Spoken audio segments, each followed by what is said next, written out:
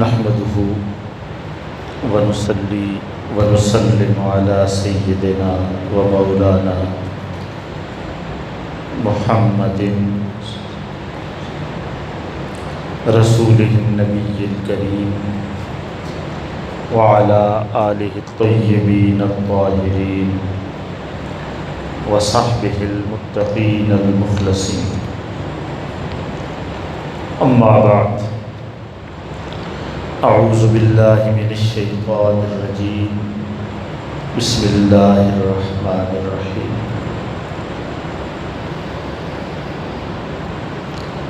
الیہ یصعد الکلم الطیب والعمل الصالح والذین یمکرون السیئات لهم عذاب شدید ومکر اولئک هو یبور. صدق اللہ العظیم. ان اللہ وملائکتہ یصلون علی النبی یا ایہا الذین آمنوا صلوا علیہ وسلموا تسلیما. اللہم صل علی سیدنا ومولانا محمد وعلی آلہ وصحبہ وبارک وسلم صلاۃ وسلاما علیک یا رسول اللہ وعلی آلک وصحبک یا حبیب اللہ. اللہ تعالیٰ کے فضل و احسان اور تاجدار کائنات صاحب لولاک سیدنا محمد مصطفیٰ احمد مجتبیٰ صلی اللہ علیہ وآلہ وسلم کی رحمت پاک کے تصدق اور فیضان سے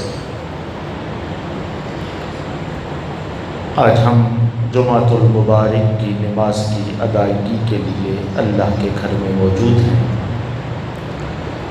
اور قرآن مجید کی آیات بینات سے اور تاجدار کائنات صلی اللہ علیہ وآلہ وسلم کے فرامین مقدسہ سے اور اکابر امت کے احوال و آثار سے اپنے لیے سامان ہدایت اور متاع آخرت کے حصول کے لیے کوشاں ہیں. احباب گرامی، سورہ فاطر کی آیت نمبر 10 کی روشنی میں ہم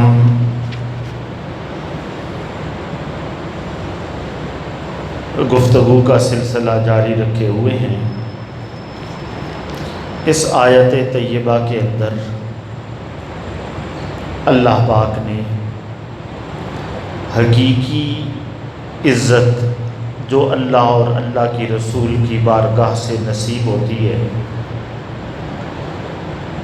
اس کے حوالے سے ہدایات اور ارشادات ہمیں عطا فرمائے اور اس میں دو چیزیں بنیادی طور پر اہمیت کی حامل ہیں.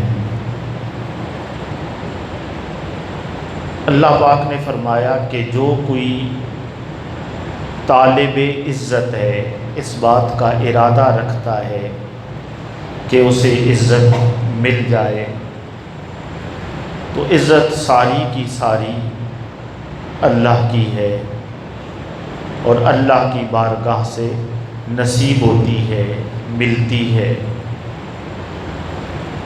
اور پھر اللہ پاک نے فرمایا کہ 3 ہستیاں اللہ پاک ان کو عزت سے نوازتا ہے. ایک اللہ، خود اللہ کی ذات اقدس، وہ ساری عزتوں کا مالک ہے، وہ عزیز ہے، وہ عزتوں والا ہے اور کائنات کی کوئی شے اس کی عزت و کبریائی کو متاثر نہیں کر سکتی. کسی کا تقوی، کسی کی نیکی، کسی کی للہیت، کسی کے اعمال صالحہ، کوئی شے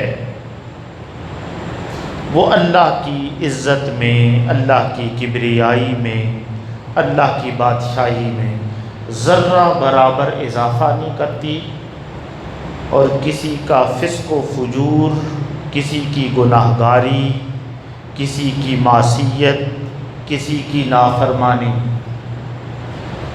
وہ ذرہ برابر اللہ کی عزت و کبریائی میں اور اس کی بادشاہی میں کمی نہیں کرتی۔ سو تقوی، للہیت اور اعمال صالحہ کے باب میں جو کچھ ہے، اگر انسان بجا لاتا ہے تو وہ اس کے اپنی عزت کے اضافے کا باعث ہے، اور اس کی اپنے بلندی درجات کا باعث ہے، اس کے اپنے لیے بلندی مراتب کا باعث ہے۔ اور اگر کوئی فسق و فجور کے راستے پر چلتا ہے، گناہگاری اور معصیت کے راستے پر چلتا ہے، تو وہ اس کی اپنی ذلت کا، وہ اس کے لیے اپنی بربادی کا، اس کے لیے اپنے تنزل کا باعث ہے۔ اللہ کی ذات اقدس کو کسی کا تقوی فائدہ نہیں دیتا اور کسی کا فسق و فجور نقصان نہیں پہنچاتا۔ دوسری چیز پر فرمائی للہ العزت ولرسولہ، عزت اللہ کی ہے اور اللہ کے رسول کی۔ اور جہاں تک عزت رسول کا تعلق ہے، یہ بات بڑی سمجھنے والی ہے کہ اللہ پاک نے جس رینک میں، جس درجے پر، جس مرتبے پر اپنی عزت کو رکھا ہے، اسی مرتبے پر اپنے رسول کی عزت کو رکھا ہے۔ یہ بالکل 2 + 2 4 کی طرح میں یہ بات کلیئر ہونی چاہیے، چونکہ جب بھی رسول گرامی صلی اللہ علیہ وآلہ وسلم کی طرف ایک ہی فرق ہے، اور وہ فرق یہ ہے کہ ہستیاں 2 ہیں، ذاتاً اللہ اور اللہ کا رسول جدا ہے، اور اللہ الہ ہے، لائق عبادت ہے، اور رسول کی ذات عبد ہے، عبادت کرنے والی ہے۔ اسی طریقے سے اللہ مسجود ہے، رسول کی ذات ساجد ہے، اللہ معبود ہے، رسول کی ذات عابد ہے۔ یہ فرق تو بہرحال قائم ہے کہ ذاتاً جدا ہے، مگر عزت کی بات آئے تو اللہ پاک فرماتا ہے، آیت سنیں، اللہ پاک نے فرمایا وَمَا قَدَرُ اللَّهَ حَقَّ قَدْرِهِ،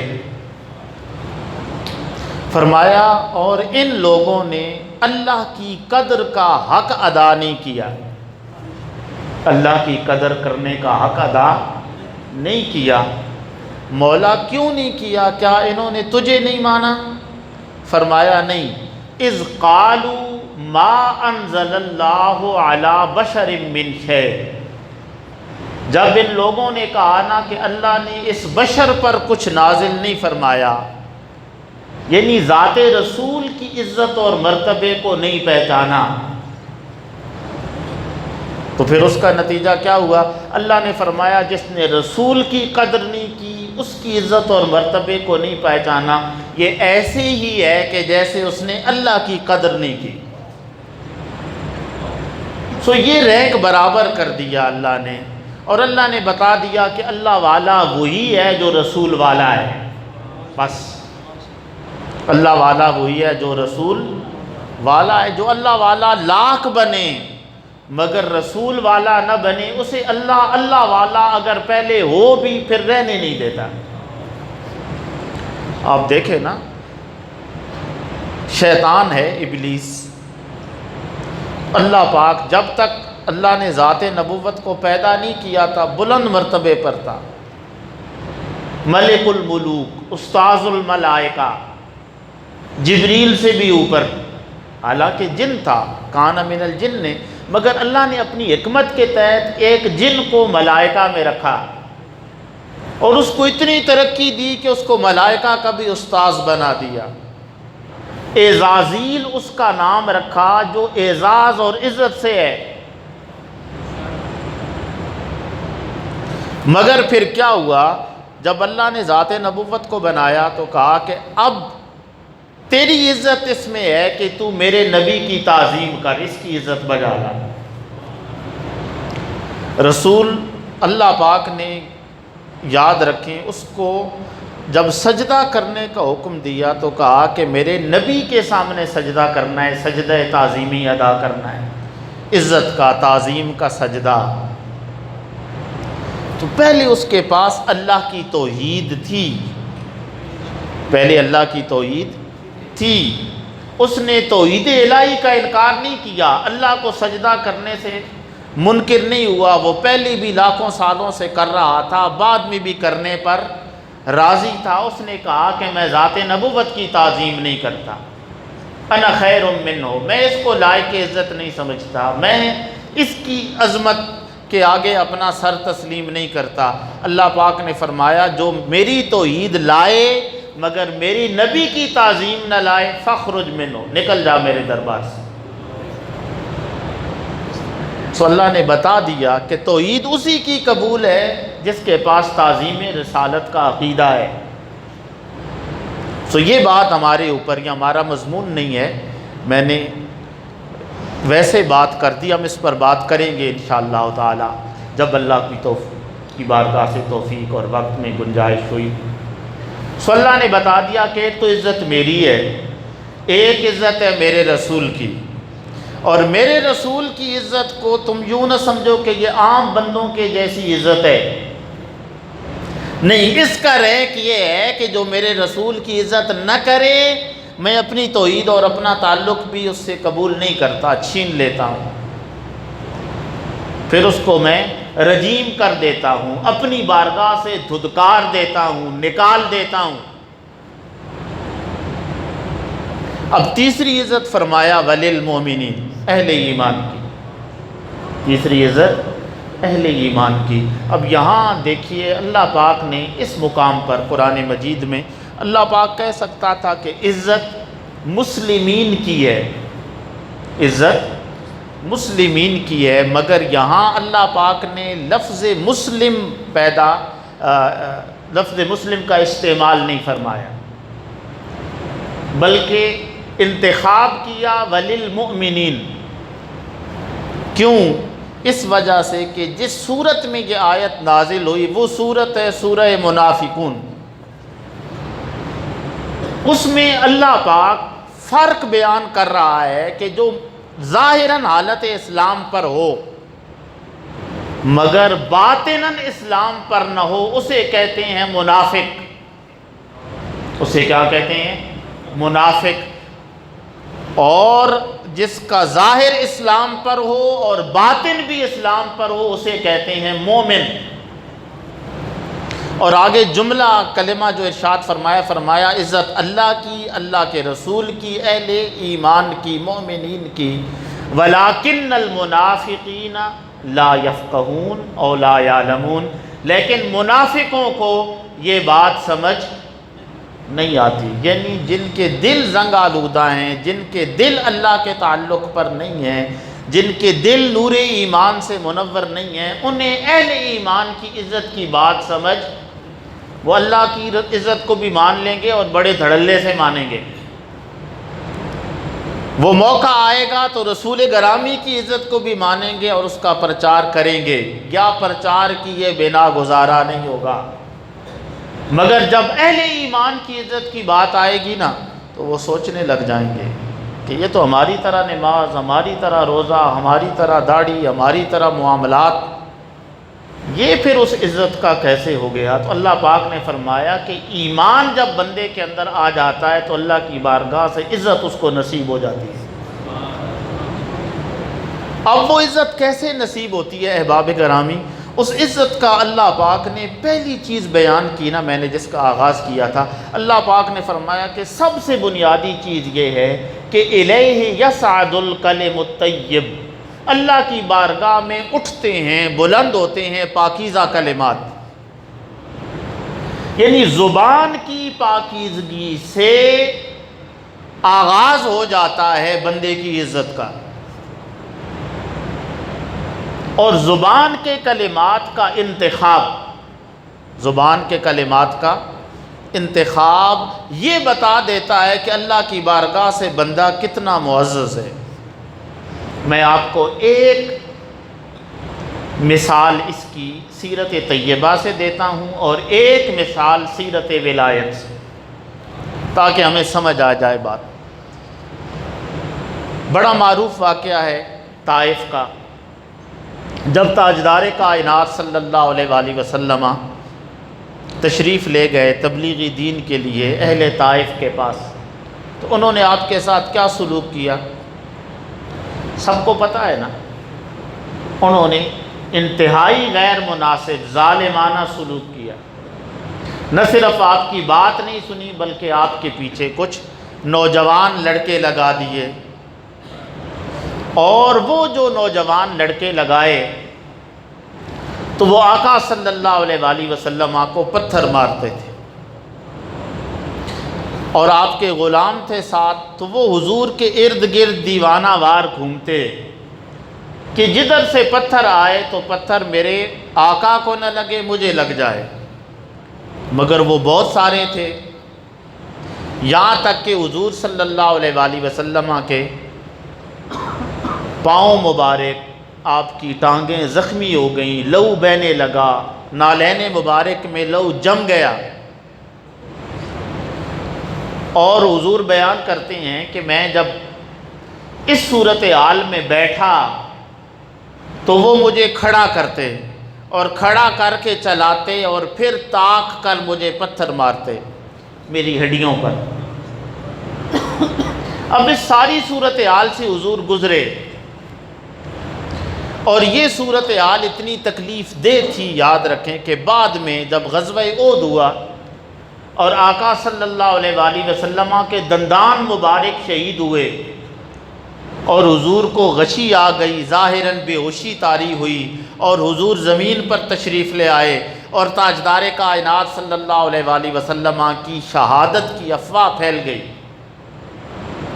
جب اس ساری صورتحال سے حضور گزر گئے غزوہ احد کے موقع پر بھی، اور مکہ میں طائف کا یہ واقعہ بھی گزر گیا، تو ایک دن غالباً حضرت عائشہ صدیقہ ام المومنین نے پوچھا کہ حضور آپ پر یوم احد سے بھی کوئی دن بھاری تھا؟ تو آقا صلی اللہ علیہ وسلم نے کیا ارشاد فرمایا ہاں عائشہ، وہ جو طائف کا دن تھا نا وہ احد سے بھی مجھ پر بھاری تھا۔ اب اتنے بھاری دن تاجدار کائنات صلی اللہ علیہ وسلم نے جب یہ صورتحال ہوئی اور ملک الجبال آ گیا، فرشتہ آ گیا پہاڑوں کا کہ آپ ارشاد فرمائیں تو اہل طائف کو پیس کر رکھ دیں، ان کی ہلاکت ہو جائے، تو آقا صلی اللہ علیہ وسلم نے فرمایا کہ نہیں جبریل، اللہ نے مجھے رحمت بنا کر بھیجا ہے، زحمت بنا کر نہیں بھیجا، یہ نہیں جانتے کہ میں کون ہوں، اور مجھے ان کی نسلوں سے اہل ایمان کے آنے کی امید ہے۔ اب یہ جملے تاجدار کائنات کے سنیں اور ہم ذرا دیکھیں کہ ہماری یہ حالت ہو تو ہم کیا کریں گے۔ احباب گرامی، یہ سیرت طیبہ کے واقعات ہیں۔ اسی طریقے سے دوسرا واقعہ حضرت جنید بغدادی رضی اللہ تعالیٰ عنہ کا۔ آپ ایک دفعہ کشتی میں جا رہے ہیں، بحری جہاز میں، بے شمار مسافر ہوتے تھے، جا رہے ہیں، تو ایک نوجوان لڑکے تھے، جوان لوگ، وہ غل غپاڑا کر رہے تھے، شور شرابہ کر رہے تھے، جیسے ہمارے ہاں لوگ پکنک پر جاتے ہیں، بچے جاتے ہیں تو ایک دوسرے کے ساتھ کھیل کود کرتے ہیں، اور انہیں کسی قسم کا کوئی لحاظ نہیں تھا کہ کوئی بزرگ بھی اسی بحری جہاز میں ہمارے سامنے بیٹھا ہے، کچھ متشرع لوگ بھی بیٹھے ہیں، کچھ اچھے لوگ بھی بیٹھے ہیں۔ تو جب ان کا شور بہت بڑا نا، تو حضرت جنید بغدادی کے ساتھ آپ کے جو مریدین تھے، جو چاہنے والے تھے، انہوں نے کہا کہ حضور انہوں نے کیا بنا رکھا ہے، آپ ان کے لیے کوئی دعا فرمائیں اللہ پاک۔ آپ نے فرمایا اچھا اٹھاؤ ہاتھ اٹھائے۔ انہوں نے کہا اللہ پاک میں تیری بارگاہ میں یہ دعا کرتا ہوں کہ جس طرح یہ دنیا میں خوش ہیں نا، اسی طرح تو انہیں آخرت میں بھی خوش رکھ۔ حیران ہو گئے، یہ آپ نے فرمایا کہ تم میری بات سمجھے نہیں ہو، بات یہ ہے کہ دنیا کی خوشی تو اس میں ہے جو یہ کر رہے ہیں، آخرت کی خوشی تو اس میں نہیں ہے، یہ چھوڑیں گے تو آخرت کی خوشی کی طرف جائیں گے۔ اور تاریخ نگاروں نے لکھا کہ جتنے لوگ اس وقت موجود تھے اس کشتی کے اندر، جتنے جوان، ان میں سے ہر ایک حضرت جنید بغدادی کی دعا کے سبب کامل ولی ہو کر فوت ہوا۔ یہ ہے کلم الطیب، پاکیزہ کلمہ۔ ابھی میں پچھلے دنوں سن رہا تھا، آپ نے بھی یہ بات سنی ہوگی، خانہ کعبہ کے بڑے معروف امام ہیں الشیخ السدیس، عبد الرحمن السدیس، انہوں نے یہ واقعہ بیان کیا۔ انہوں نے کہا کہ میں بچپن میں بڑا شرارتی تھا اور ماں کو بہت تنگ کرتا تھا اور پڑھتا لکھتا بھی کوئی خاص نہیں تھا۔ تو ایک دن میں نے ماں کو بہت تنگ کیا، بڑا غصہ آیا ماں کو، لیکن جب انہوں نے میری طرف دیکھا انہوں نے کہا تجھے کیا کہوں، جا تجھے اللہ کعبے کا امام بنائے، جا تجھے اللہ کعبے کا امام بنائے۔ اب ہماری مائیں کیا کرتی ہیں، کیسے کلمات بولتی ہیں، کیسے حسن سلوک کرتی ہیں، کیا کرتی ہیں، کہتی ہیں بس کہتے ہیں کہ مجھے ماں کی دعا تار گئی۔ سو یہ کلمات طیب یاد رکھیں احباب گرامی، جب ہم اختیار کر لیتے ہیں نا اپنی زبان کو اچھے کلمات کا عادی کر لیتے ہیں، اپنے اخلاق میں اچھے کلمات لے آتے ہیں تو ہمارے معاملات بدل جاتے ہیں۔ میں آپ کو ایک اور بات سناتا ہوں اور یہ آج کی آخری بات ہے۔ اللہ پاک نے قرآن مجید کے اندر جنت کے ماحول کو بیان کیا۔ کس کے ماحول کو؟ جنت کے ماحول کو۔ یہ سورہ الواقعہ ہے اور جو آیت میں تلاوت کر رہا ہوں یہ آیت نمبر ہے 25۔ اللہ پاک نے اس جنت کے ماحول میں مختلف نعمتوں کا ذکر کیا کہ یہ ہوگا، یہ ہوگا، گوشت ایسے ہوں گے، درخت ایسے ہوں گے، پھل ایسے ہوں گے، تکیے ایسے ہوں گے، غلمان ایسے ہوں گے، حوریں ایسی ہوں گی۔ یہ ساری باتیں اللہ نے بیان کی اور یہ آپ جا کر پڑھیں، 27واں پارہ ہے اور پہلا رکوع ہے، اور اس پہلے رکوع کی آیت میں پڑھ رہا ہوں۔ اللہ پاک نے فرمایا سب سے عجیب بات اور اچنبے کی بات اور لطیف بات، باقی ساری نعمتوں کا ذکر ہے، باقی ساری سالڈ نعمتوں کا ذکر ہے، ایک بات اللہ پاک نے اس مقام پر جنت میں جو کلام ہوگا اس کے حوالے سے کی ہے، ایک بات، اور وہ کیا کہا؟ فرمایا لا یسمعون فیہا لغوا ولا تأثیما۔ فرمایا جو جنتی ہوں گے نا وہ جنت میں کوئی بےہودگی کی بات نہیں سنیں گے، کوئی بولو بےہودگی کی بات نہیں سنیں گے، ولا تأثیما، اور کوئی گناہ کی بات نہیں سنیں گے۔ تو مولا کیا سنیں گے؟ الا قیلا سلاما سلاما۔ فرمایا ایک ہی بات، ایک ہی کلمہ ہوگا، تم سلامت رہو، تم سلامت رہو، سلامتی کا کلمہ۔ اور یہ سلامتی کا کلمہ اللہ بھی سلام قولا من رب الرحیم، اللہ بھی سلامتی کا کلمہ ہی اہل جنت کو عطا فرمائے گا۔ اس سے مراد یہ ہے کہ اے لوگو اگر چاہتے ہو نا کہ دنیا میں تمہارا ماحول جنت والا ہو جائے، تمہارے گھروں کا ماحول جنت والا، پرسکون، جھگڑوں سے پاک، آلائشوں سے پاک ہو جائے، گالیوں سے پاک ہو جائے، تو پھر حال گھر میں جیسا بھی ہو، اچھا یا برا، تمہاری زبان سے کچھ برا نکلے نا۔ تم برا نکالو گے نہیں، کوئی برا سنے گا نہیں۔ جب تمہارے کلام اور سماعت دونوں پاک ہو جائیں گے، کلمات طیبات پر مشتمل ہو جائیں گے، تو اللہ اس دنیا کے اندر بھی تمہارے گھروں کو جنتوں والا ماحول عطا کر دے گا۔ اللہ پاک سے دعا ہے کہ ہمیں قرآن و سنت کو سمجھنے کی توفیق عطا فرمائے۔ وما علینا الا البلاغ۔